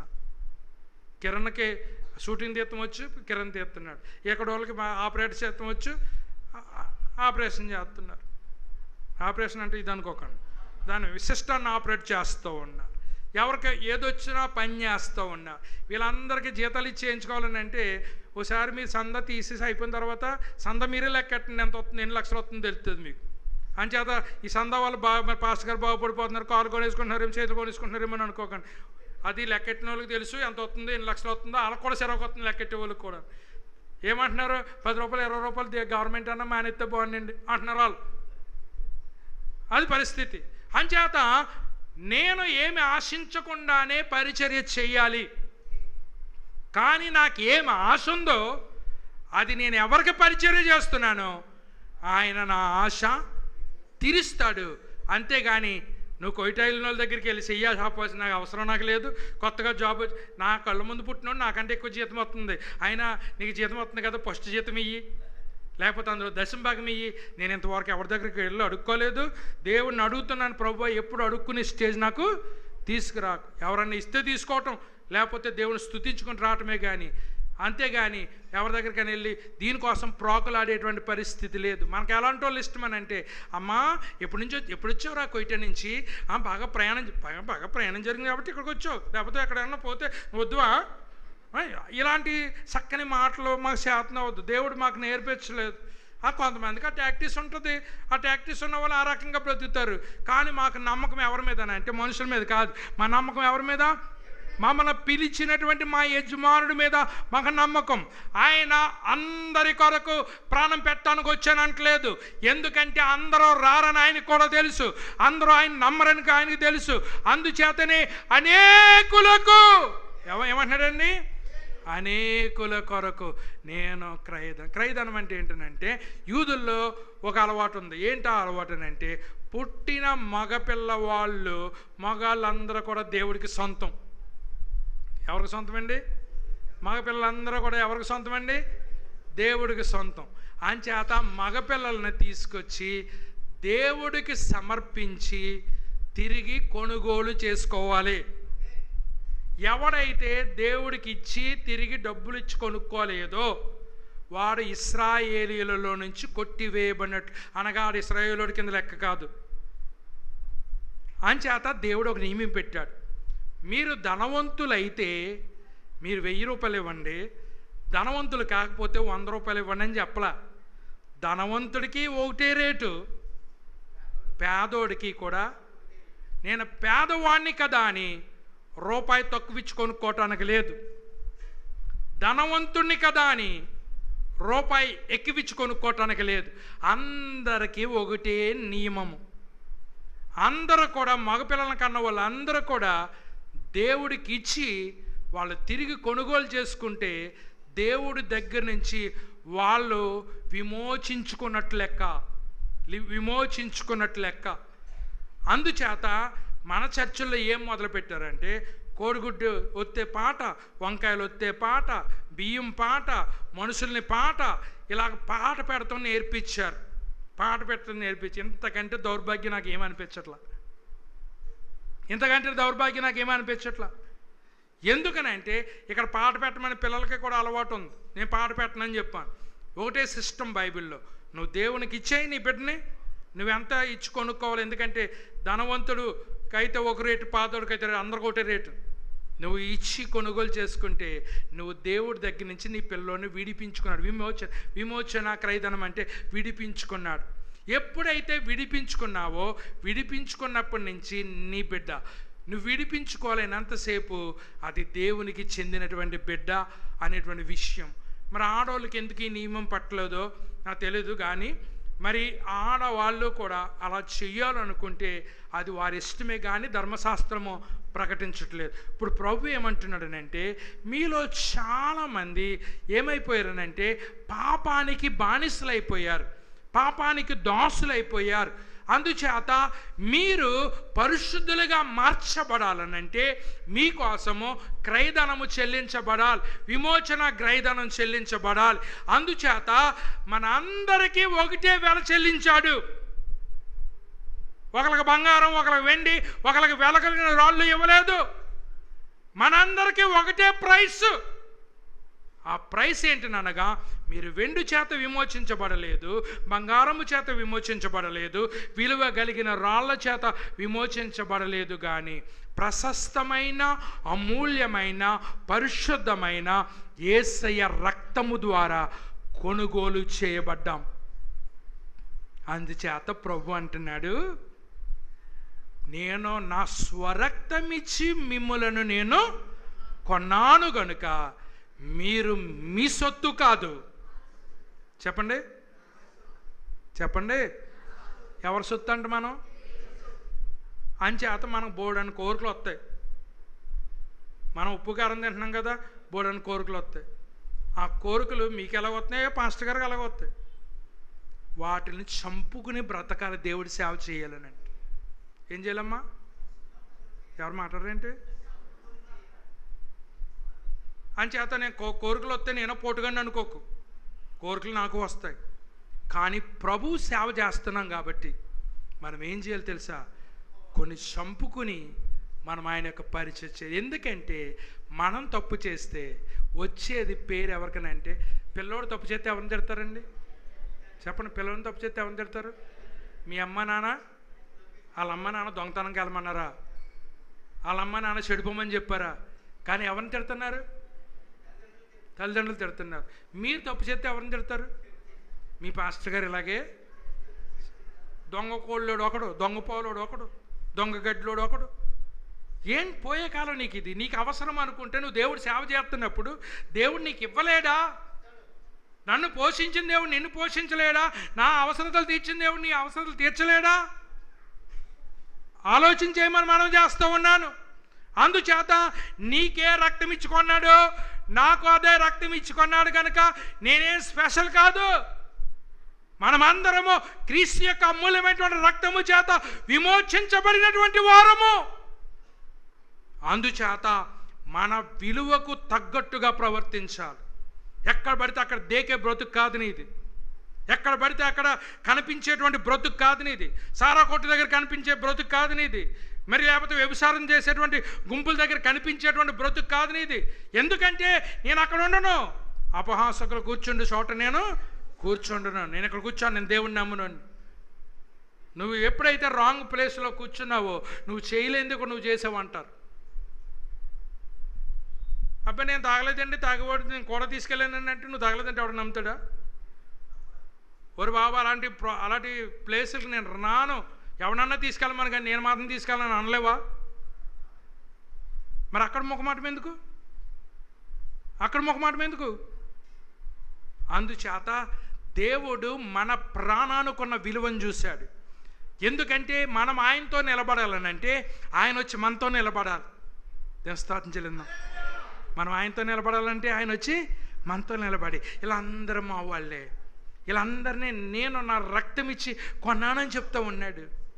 ఎంత ప్రశస్తమైనటువంటి దేవుణ్ణి మన జీవితాల్లో కలిగి ఉన్నామో ఒకసారి మీరు ఆలోచన చేయాలని నేను మనవి చేస్తూ ఉన్నాను. మనుష్య కుమారుడు పరిచర్య చేయించుకోవటానికి రాలేదు, పరిచర్య చేయటానికి వచ్చాడు. ఎంతవరకు పరిచర్య చేస్తాడనంటే, నా ప్రాణాన్ని కూడా ఈ పరిచర్య కొరకు పెట్టడానికి నేను వచ్చాను. ప్రాణాన్ని కూడా ఈ పరిచర్య కొరకు పెట్టడానికి వచ్చాను. హింస అయిన పరిచర్య విడిచిపెట్టలేదు. ముఖం మీద ఉమ్మూసిన పరిచర్య విడిచిపెట్టలేదు. చీ అన్న నువ్వు దేవుడు కుమారుడు అయితే అచ్చేయి ఇచ్చేయి అని పౌరుషం రప్పించిన ఆయన ఏ రోజున కూడా పరిచర్య విప్పించలేదు. అమ్మ, కావలసింది దేవుడికి కావాల్సింది యజమానులు కాదు, దేవుడికి కావాల్సింది పరిచర్య చేసేవాళ్ళు. ఒక రోజున ఇక్కడ నాకేం పొందుకోపోయినా ఒక రోజున బలా నమ్మకమైన నా మంచి దాసుడా అని ప్రపంచం అందరి ఎదురుగుండా నమ్మకంగా పనిచేసావు అని అందరి ఎదురుగుండా ప్రభు నన్ను కొనియాడితే అంతకంటే గుర్తింపు ఈ లోకంలో ఇంకేముంది? దానికోసం ప్రయాసపడాలి, దానికోసం మనం పరిగెత్తాలి, దానికోసము మనం చేయవలసినటువంటిది అన్నీ చేయాలి. పాస్టర్ గారు నేను గుర్తించకపోవచ్చు. మేము ఎంత కష్టపడుతున్నామో, మేము ఎప్పుడు లేస్తున్నామో, ఎప్పుడు పరిగెత్తుతున్నామో ప్రభువు తెలుసు. నేను నీకు చెప్పాల్సిన అవసరం లేదు. నేను ఎన్ని గంటలు లేసాను, నేను ఎంత కష్టపడ్డాను. ఒక్కోసారి డిసప్పాయింట్మెంట్ వస్తుంది. అందరికీ మేము మనుషులమే, మేము కూడా అందరికీ ఎలా డిసప్పాయింట్మెంట్ వస్తుంది, మాకు వస్తుంది. కానీ ప్రభువును చూసి మమ్మల్ని మేము సముదాయించుకుంటున్నాం. ప్రభువా, కష్టపడింది నేను ప్రజలకు కాదు నాయనా, కష్టపడింది నీకోసం నేను కష్టపడ్డాను. నన్ను ఎప్పుడును ఆకలి కొననివ్వు. నీతిమంతులు విడుబట్ట కానీ వారి సంతానము భిక్షమెత్తుకుంటూ కానీ నేను ఎప్పుడు చూచి ఉండలేదు అని మరి భక్తులైనటువంటి దావీదు చెప్పుచున్నటువంటి రీతిలా మనమందరము కూడా మనము ప్రభువు వలె పరిచర్య చేయటానికి ఆయత్తపడాలి అనేటువంటి విషయాన్ని నేను మీకు జ్ఞాపకం చేస్తూ ఉన్నాను. మన యొక్క జీవితాలు దేవుని యొక్క భద్రతలో ఉన్నాయి. మన యొక్క జీవితాలు దేవుని యొక్క నియంత్రణలో ఉన్నాయి. మన యొక్క జీవితాలు దేవుని యొక్క మరి ఈ యొక్క బాధ్యతలతో ముడిపడి ఉన్నాయి. కొంతమందికి నచ్చితే రావచ్చు, నచ్చకపోతే రాపోవచ్చు. మరి కానీ దేవుని యొక్క పరిచారకులకు ఇది ఒక బాధ్యత. మరి ఆ బాధ్యత నుండి తప్పించుకోవటానికి అవకాశము లేదు అనేటువంటి విషయాన్ని నేను మీకు జ్ఞాపకం చేస్తూ ఉన్నా. ఆయన చనిపోతేనే కానీ నాకు క్రయధనము లేదు, ఆయన చనిపోతేనే కానీ నేను విమోచించబడలేదు. అయితే ఆయన పనికి రాని దానికోసం చనిపోయాడు అని ఇలాంటి వాళ్ళ కోసమా కష్టపడ్డాం, ఇలాంటి వాళ్ళ కోసమా త్యాగం చేసాం, ఇలాంటి వాళ్ళ కోసమా అని అనిపించుకోకూడదు. నేను ఒక మంచి మనిషి కోసం నేను ఈ పని చేశాను, ఒక మంచి మనిషి కోసం నా ప్రాణాన్ని అర్పించాను అనుకునే రీతిలో మనము బ్రతకాలి అనేటువంటి విషయాన్ని నేను మీకు జ్ఞాపకం చేస్తూ ఉన్నా. పేతురు అంటున్నాడు, ప్రభువా మేము ఎన్నిసార్లు క్షమించాలి? 7 సార్లు క్షమింతే సరిపోద్దా? 70 సార్లు క్షమిస్తే? ఎన్నిసార్లు అయినా క్షమించమనాలి. తప్పు నీదైనప్పుడు ఒప్పుకోవటంలో ఏమాత్రం కూడా తప్పు లేదు. ఎందుకంటే ఒప్పుకుని విడిచిపెట్టిన వాడు మీద దేవుని కనికరం ఉంటుందట. ఎప్పుడైతే ఒప్పుకోలేదో ఉగ్రత నీ నెత్తి మీద నిలబడి ఉంటుందంట. అంచేత చర్చిలోకి బోలాది మంది వస్తారు, ఎవడేమెట్టిపోతున్నాడో మాకు తెలియదు. ఇంకా మాట సీసీ కెమెరాలు నేను చూడను. మేము ఇదే పని మేము కాదు, మాకు ఇదే పనా? పట్టుకెళ్ళావా, అది ఎవరు చూడలేదా? నీ నెత్తి మీద ఉగ్రత ఉంది కనుక దానికి ప్రతిఫలం నువ్వు ఖచ్చితంగా పొందుకుంటావు. అందుచేత ఇది దేవుడిదని మనం భయపడాలి. దేవుడికి ఒక రూపాయి మనం ఇస్తామా, లేకపోతే దేవుడి దగ్గర నుంచి లాక్కుంటామా? అంచేత మనం ఆలోచన చేయాలని నేను మనవి చేస్తూ ఉన్నా. అందుచేత దేవుడు స్పష్టమైనటువంటి ప్రకటన చేస్తున్నాడు. ఏమిటనగా, నేను మనుష్యులలో మీరందరూ మనుష్య కుమారులే, నేను కూడా మీతో పాటు గుర్తించబడుతున్నా. కానీ నేను వచ్చాను, ఎవరు బలవంతం మీద రాలేదు, నేను స్వచ్ఛందంగా మీకోసం మరణించటానికి వచ్చాను అని ప్రభు చెప్తున్నటువంటి మాటలను మనం నెవరు వేసుకుని దేవుడు మనకి ఎంత విలువనిచ్చాడో ఆ విలువను మనం కాపాడుకోవాలి. దేవుని నమ్మి మనము దుర్మార్గపు పనులు చేస్తూ ఉంటే నీ వలన దేవునికి సిగ్గు అవమానము కలుగుతుంది. కనుక నా వల్ల నా ఇంటికి అవమానం రాకూడదు, నా వల్ల నా దేవుడికి అవమానము రాకూడదు. మరి మా నాన్నగారు చచ్చిపోయినప్పటి నుంచి వస్తున్నాడు విజయరత్న గారు. ఇంతకుముందు అప్పుడప్పుడు వంటలో ఉన్నాక వచ్చేవాడు మా నాన్నగారు ఉన్నప్పుడు. అంచేత విజయరత్నం గారు మా ఇంటికి రావట్లేదని కంప్లైంట్ చేస్తారు, కానీ మమ్మల్ని అట్టుకున్నాడని ఎవరు కంప్లైంట్ చేయలేదు ఇంతవరకు. అలాగైతే ఇప్పుడు మానేద్దుడు. ఏం చేతనంటే ప్రభువుకి పేరు తెచ్చే బిడ్డలుగా మనలో ఉన్న కొన్ని కోరికలను చంపుకుని మనం ప్రభు మహిమ కొరకు బ్రతికే వారిగా ఉండాలి. రెండవది కొన్ని సానుకూలమైనటువంటి పరిణామాల గురించి మాట్లాడుతున్నాను. మూడు విషయాలు చెప్తూ ఉంటాను. మొట్టమొదటిది ఏంటనగా, దేవుడు చూడండి, మనం చేసినటువంటి తప్పుకు మనమే శిక్ష అనుభవించాలి. తప్పు మనం చేసి ఇంకొకరి మీదకి శిక్ష పంపించమని అనకూడదు, ఎందుకంటే అది దారుణము, అన్యాయం. అందుచేత మీరు చూడండి, కొంతమంది కేసు ఎడతారు, కోర్టులు కొన్నాళ్ళు తిరిగిన తర్వాత వీళ్ళు కోర్టుతో నిమిత్తం లేకుండా రాజీ పడిపోతారు బయటకు వచ్చి. అలాగని చెప్పేసి వీళ్ళిద్దరు రాజీ పడిపోరు కదా కోర్టులో కేసు కొట్టేస్తాడు అనుకుంటున్నారా? కేసు కొట్టలు అమ్మ, లోక్ అదాలత్ జరుగుతుంది, అక్కడికి వచ్చి మీ ఇద్దరు కూడా అప్లికేషన్లు పెట్టండి.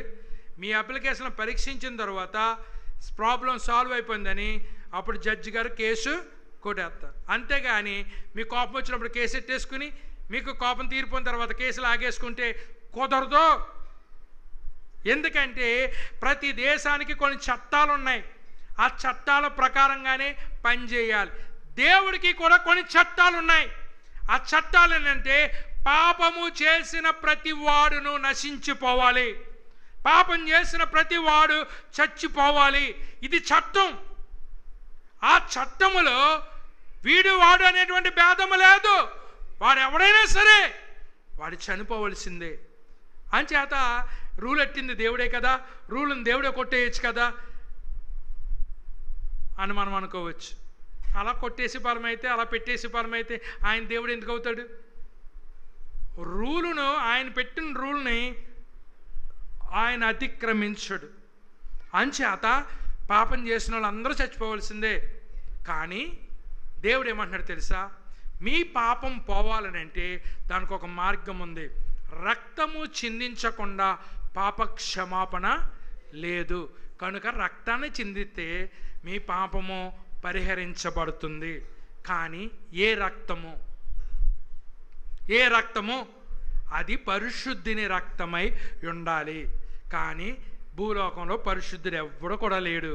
అందుచేత యేసయ్య దేవుడయ్యుండి కూడా మానవ అవతారిగా మన మధ్యకు వచ్చి నివసించి పాపము లేనివాడిగా జీవించి మనందరి పాపాల నిమిత్తము ఆయన పరిశుద్ధ రక్తాన్ని చిందించటానికి ఇష్టపడ్డాడు. ఇంకో మాటలో చెప్పాలనంటే, క్రయధనము చెల్లించకపోతే విమోచన లేనే లేదు. ఇది మొదటి పాయింట్. క్రయధనము చెల్లించకపోతే విమోచన లేనే లేదు. ఒకప్పుడు దేవుని బిడ్డలమే మనం, కానీ ఆదాము దెయ్యానికి తాను అమ్మేసుకున్నాడు. అతనితో పాటు అతనిలో ఉన్న మనల్ని కూడా అమ్మేశాడు. ఇప్పుడు దేవుడు ఈ యొక్క సైతాను యొక్క కబంధ హస్తాల్లోంచి విడిపించాలనంటే దేవుని యొక్క నీతి నెరవేర్చబడాలి. అది క్రీస్తు ద్వారా నెరవేర్చబడుతుంది. ఇప్పుడు రెండవ ప్రశ్న ఏంటనగా, ఈ క్రయధనము ఎవరికి చెల్లించాడు? క్రయధనము చెల్లిస్తేనే కానీ విమోచన లేదు. రెండవది, క్రయధనము ఎవరికి చెల్లించాడు? సైతానుకా, దేవుడికా? సైతానుకా, దేవుడికా? సైతానికి దేవుడు ఎందుకు చెల్లించాడండి? అనగా దేవుడికే చెల్లించాడు కానీ సైతానికి కాదు. కొంతమందికి బైబిల్ అర్థం కాక ఏమంటే సైతానికి చెల్లించాడని అనుకుంటారు. మూడవది మనం చూసినట్లయితే, అలాంటి దేవునికే ఆయన క్రయధనం చెల్లించాడనంటే, ఎటర్నల్ ఫాదర్, శాశ్వతుడైనటువంటి దేవుని తండ్రికి ఆ యొక్క క్రయధనము చెల్లించబడింది. ఎందుకనంటే వీఆర్ ఇండెప్టెడ్. ఆయనకు మనము రుణపడి ఉన్నాం. ఎవరికి రుణపడి ఉన్నాం? పాపం చేశాం కాబట్టి దేవుని దగ్గర నుంచి క్షమాపణ పొందుకోవలసినటువంటి అవసరత మనకు ఉంది కాబట్టి ఆయనకు రుణపడి ఉన్నాము. కాబట్టి ఎవరి యొక్క నీతి నెరవేర్చబడాలనంటే తండ్రి యొక్క కోపము చల్లార్చబడ, యేసయ్య రక్తం చిందించినప్పుడు తండ్రి యొక్క కోపం చల్లార్చబడింది. క్షమాపణ ఆయన నమ్మిన వాళ్ళందరికీ సంప్రాప్తించింది. తద్వారా మనమందరము కూడా క్షమించబడ్డాం. అనేకుల్లో అందరూ లేరు, కానీ అనేకుల్లో నువ్వు నేనున్నాం. అందుచేత గొప్ప ధన్యులము. మీ ఇంటికాడ ఏదైనా ఫంక్షన్ జరుగుతుంది అనుకోండి, ఇన్విటేషన్ ఉంటాయి కదా. ఎవరన్నా మీకు ఇన్విటేషన్ ఇవ్వకపోతే నాకు ఎందుకు ఇవ్వలేదని అడగ. అంతకంటే దరిద్రం ఇంక లోకంలో ఇంకోటి ఉండదు. నన్ను ఎందుకు వెళ్ళలేదు మీ ఫంక్షన్ కానీ అడగకండి. వాళ్ళకి మీరు అవసరం లేదు వాళ్ళకి. అందుకని మనల్ని నువ్వు అలాగన్న వెంటనే వాళ్ళు ఏమంటారు, ఓవర్లుక్లో మర్చిపోయాను. నేను ఒక్కదాన్నే కాదు, నేను చాలామందిని అంత అడుక్కుని ఇన్విటేషన్ తెచ్చుకోవాల్సినంత అవసరం ఏముంది మనకి? యేసును ఆయన శిష్యులను ఆ వివాహమునకు చెప్పండి, కొన్ని మంచి మాటలు పలకరేమో నోట అంటాను. యేసును వాళ్ళ శిష్యులను అంట వివాహానికి పిలపడు. నాకు తెలకుండా పోలని జరిగిపోతుంటాయి కార్యక్రమాలు. నన్ను పెళ్ళైనప్పుడు నేను ఎందుకు పట్టించుకుంటాను? నాకు అవసరం, అది నాకు అవసరం కాదు. అంతేగాని నన్ను ఎందుకు పెళ్ళలేదు, మన భోజనాలు పెట్టుకున్నారంటే నన్ను ఎందుకు పెళ్ళలేదు? నీ భోజనం పెడితే నాకు భోజనం ఉందా, లేకపోతే నా భోజనం లేదా? నేను అవసరం లేదు కాబట్టి నువ్వు పిలవలేదు. I'm okay with it. పిలిచిన వాటికైతే కనలేదు, చాలా చోట్లకి. పిల్లైన చోట్లకి ఎందుకు వెళ్తాం? పిల్లలేదో, నన్ను పిల్లలేదో అని అడగవలసిన అవసరం ఏముంది? అది మాత్రమే కదా, లాస్ట్ని పిలితే వెళ్ళక్కర్లేదు. లాస్ట్ని పిలితే వెళ్ళక్కర్లేదు. ఎందుకంటే అందరికంటే విలువ లేనోడు నువ్వే అనమాట. అందుకనే అందరికీ ఇచ్చేసిన తర్వాత చాలామంది ఫోన్ చేసి చెప్తే, నాకు ఇన్విటేషన్ వచ్చి మీకు వచ్చిందా, నాకు రాలేదు, నేను మర్చిపోడేమో. ఓకే, నాకు ఇవ్వ పని వచ్చిన నష్టమే లేదు, నేను ఇంట్లో ఉంటాను.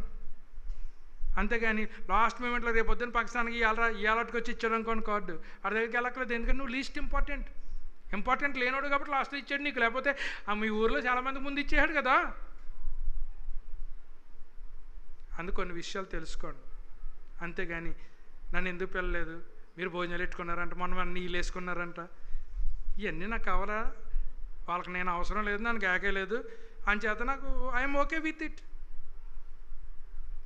పిలవకపోతే మాకే ఓ ట్రిప్ తగ్గుతుంది. దేని స్తోత్రం చెల్లింది. అంచేత నేను ఎవరికి బాకీ ఉన్నాను? నా పరమ తండ్రికి బాకీ ఉన్నాను. ఆయన నన్ను క్షమించాలి. నేను పాపం చేశాను ఆయనకు విరోధంగా. తండ్రి, నీకును పరలోకపు తండ్రికి నేను విరోధముగా పాపము చేసి ఉంటిని, నన్ను క్షమించని అడుగుతున్నాడు తప్పిపోయిన కుమారుడు. అంచేత శాశ్వతుడైనటువంటి దేవునికి క్రయధనము చెల్లించబడ్డది. ఆయన శాంతించాడు. ఒకప్పుడు నా మీద కోపంగా ఉండేవాడు దేవుడు. ఎందుకనంటే నేను క్షమాపణ అడగలేదు, నేను దేవునికి బాకీ ఉన్నాను. నేను థీసిస్ రాశాను. నా యొక్క థీసిస్లో నేను ఫస్ట్ రాసింది ఐ యామ్ ఇండెప్టెడ్ టు, నేను రుణపడి ఉన్నాను అని. దాంట్లో నా థీసిస్ చూసినట్లయితే బెంగళూరులో లైబ్రరీలో పెట్టారు, నా దగ్గర ఒక కాపీ పెట్టుకున్నాను. అందులో ఏమని ఉంటుందని అంటే, నా తల్లిదండ్రులు నన్ను దేవునికి సమర్పించారు, నా తల్లిదండ్రులు నా విద్యకు నన్ను సపోర్ట్ చేశారు, అందుచేత మొట్టమొదటిగా నా తల్లిదండ్రులకు నేను రుణపడి ఉన్నాను. అదేవిధంగా నా ప్రయాణములో ఎంతోమంది నాకు సహాయం చేశారు, ఎంతోమంది సహాయం చేశారు. నేను వాళ్ళందరికీ రుణపడి ఉన్నానని ఒక పేజీ ప్రత్యేకంగా రుణపడి ఐ యామ్ ఇండెప్టెడ్ టు అని రాశాను. మనం ఈ జీవితంలో చాలామందికి రుణపడి ఉంటాం.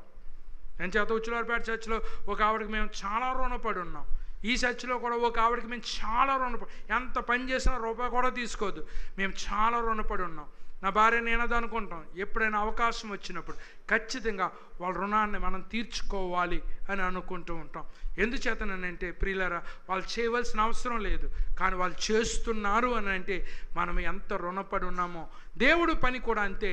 మనం ఆయనకి చేస్తాం. ఆయన తన కుమారుడు నాకు ఇచ్చేశాడు, కుమారుడు నా కోసం చంపేశాడు, కుమారుడు నా కోసం రక్తం చిందించాడు. నేను ఆయనకి ఎంత రుణపడి ఉన్నానో.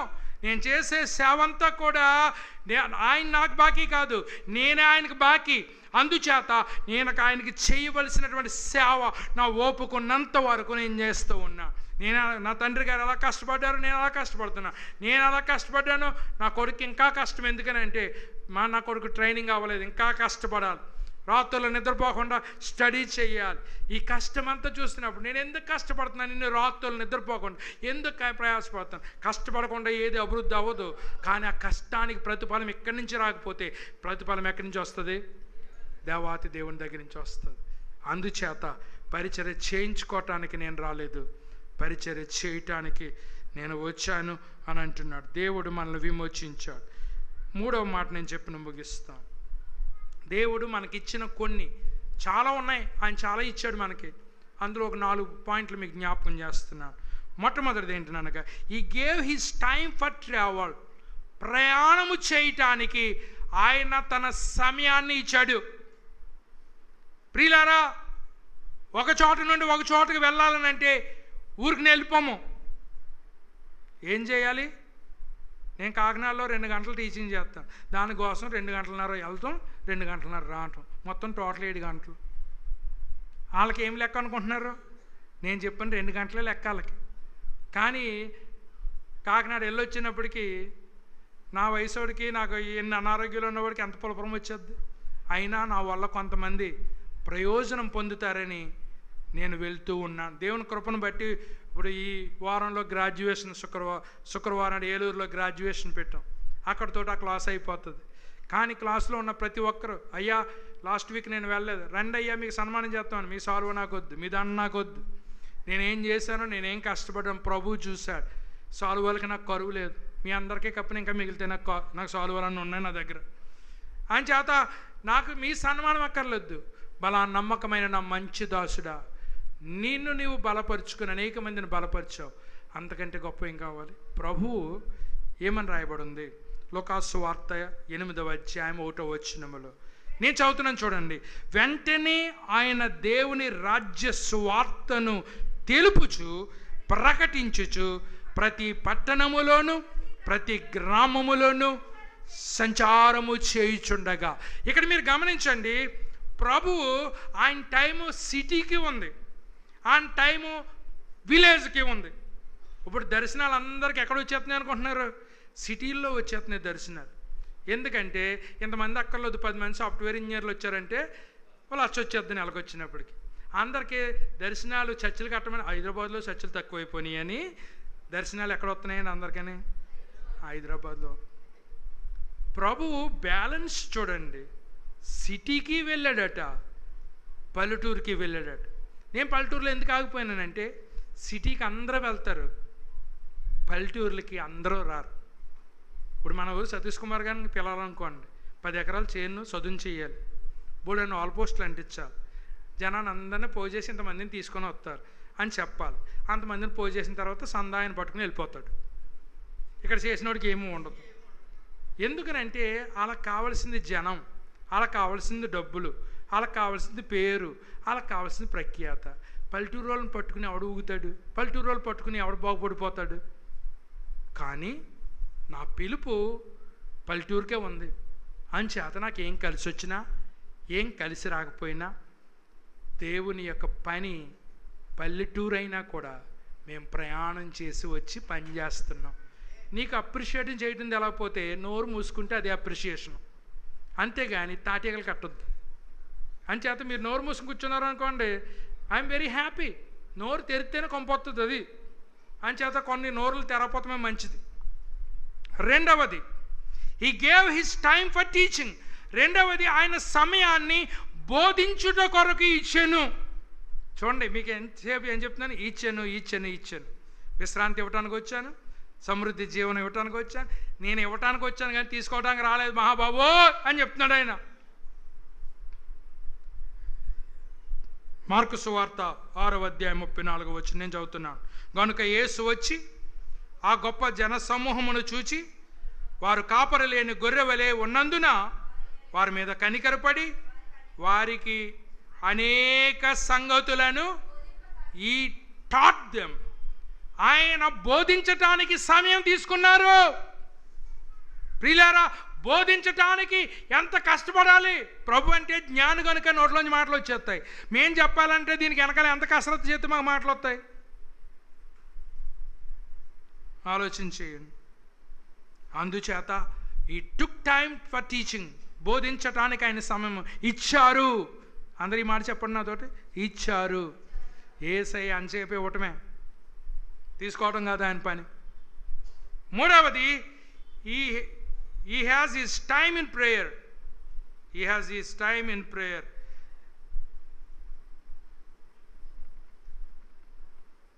ఆయన ప్రార్థనకు సమయాన్ని ఇచ్చారు. దేనికి సమయాన్ని ఇచ్చారు? ప్రార్థనకు సమయం ఇచ్చారు. లూకాసు వార్త 6వ అధ్యాయం 12వ వచనం.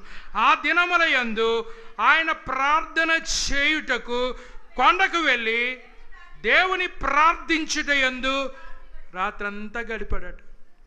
ప్రార్థనలో రాత్రంతా ఈ లోకంలో ప్రార్థన అవసరం లేని వాళ్ళు ఎవరన్నా ఉన్నారంటే అది ప్రభువే. అలాంటిది ఆయనే రాత్రంతా ప్రార్థనలో గడిపారట. రాత్రంతా ప్రార్థనలో గడిపి ఎంతకాలం అయింది మనం? ఒక ఆయన అన్నాడు, నీకు రాత్రి నిద్ర పట్టకపోతే ప్రార్థన చేయమని దేవుడే నిద్ర పట్టనివ్వట్లేదంట. ప్రార్థన చేసావనుకోండి, సైతాన్ గారు వచ్చి నువ్వు ప్రార్థన చేస్తే చాలా కదిలిపోతానే పడుకో అంటాడు. చక్కగా నిద్ర వస్తుంది. ఎప్పుడు? చెప్పండి.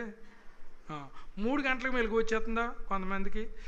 3 గంటలకు మెలుకు వచ్చేస్తుంటే డాక్టర్లు ఏమంటున్నారనంటే, నీలో ఏదో ప్రత్యేకమైన రోగం ఉంది అని చేత 3 గంటలకి అందరూ ఐగా నిద్రవుతుంటే నువ్వు మెలుగు వస్తుంది. అప్పుడు నేనేమనుకుంటున్నాను, 3 గంటలకు మెలుగు వస్తుందంటే దేవుడు దేనికోసమే ప్రార్థన చేయమంటున్నాడని ప్రార్థన మొదలెట్టండి. మళ్ళీ 4:30 అయినప్పుడు నిద్రలోకి వెళ్ళిపోతారు.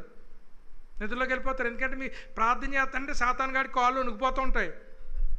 అని చేత ఏమంటాడు, ఈ మనిషిని మెలుగుగా ఉండించకంటే పడుకోబెట్టమే బెటర్మని నిద్ర ఇచ్చేస్తాడు మనకి. ఆ రకంగానే నిద్ర పడుతుంది. 3 గంటలకి మెలకు ఎంతమందికి వస్తుందో ఆలోచన చేయండి. ఒకవేళ 2 గంటలకు ఎంతమందికి వస్తుందో చూడండి. లేచిన వెంటనే ప్రార్థన మొదలెట్టు, ఆటోమేటిక్గా నిద్ర అదో వచ్చేస్తుంది. ప్రభు రాత్రంతా ప్రార్థనలో గడిపాడు. He gave his time for prayer. 4వది, he gave his time for healing. స్వస్థపరచడానికి ఆయన సమయాన్ని ఇచ్చారు. ప్రభు అన్నీ ఇచ్చాడు మనకి. మార్కు సువార్త 8:22. అంతలో వారు బెత్సైదాకు వచ్చిరి. అప్పుడు అక్కడ వారు ఆయన యొద్దకు ఒక గుడ్డివాడిని తోడుకుని వచ్చి వాడిని ముట్టవలెనని ఆయనను వేడుకున్నారు. అతను ఊరు బయటికి తీసుకెళ్ళి అతన్ని ప్రభు స్వస్థపరిచారు. ఈ టుక్ టైం ఫర్ హీలింగ్. స్వస్థపరచడానికి ఆయన సమయాన్ని ఇచ్చారు. ఇంకా చాలా విషయాలు ఉన్నాయి. ప్రభు దేన్ని ఇచ్చారో ఇన్నిచ్చిన దేవుడు మనల్ని దృష్టించి, నీ కోసం నేను ఎంత చేశాను, నువ్వు నా కోసం ఏం చేస్తున్నావు అని అడిగితే నీ సమాధానం ఏంటి ఈరోజు? అందుచేత నేను ఎవరొకరి చేత ఏదో ఒకటి చేయించుకుందామని అనుకోకండి. నాకు చేతనైన పని దేవుని రాజ్యములో నేను చేస్తాను. నాకేం కలిసి వచ్చినా కలిసి రాకపోయినా నేను పని చేస్తానని. నేను పరిచర్య చేయించుకోవటానికి రాలేదు, కానీ పరిచర్య చేయటానికి వచ్చా. ఎంతవరకు చేస్తానంటే అవసరమైతే నా ప్రాణాన్ని ఇచ్చేంతవరకు కూడా నేను పరిచర్య చేస్తానని ఆయన ప్రాణం ఇచ్చారు, మనకు పరిచర్య చేశారు. దేవుళ్ళో మనల్ని గెలుచుకున్నారు, ఆయన బిడ్డలుగా మనల్ని తీర్చిదిద్దారు. కనుక అటువంటి పరిచర్యను, యేసయ్య పరిచర్యను చూస్తూ మనము కూడా అటువంటి పరిచర్యను చేసినట్లయితే బలా నమ్మకమైన నా మంచి దాసుడా అనిపించుకునేటువంటి ఒక రోజు రాబోతుంది. ఆ రోజు కొరకు మనం అందరం ఎదురు చూస్తూ ప్రయాసపడదాం, ప్రభువులో కొనసాగుదాం.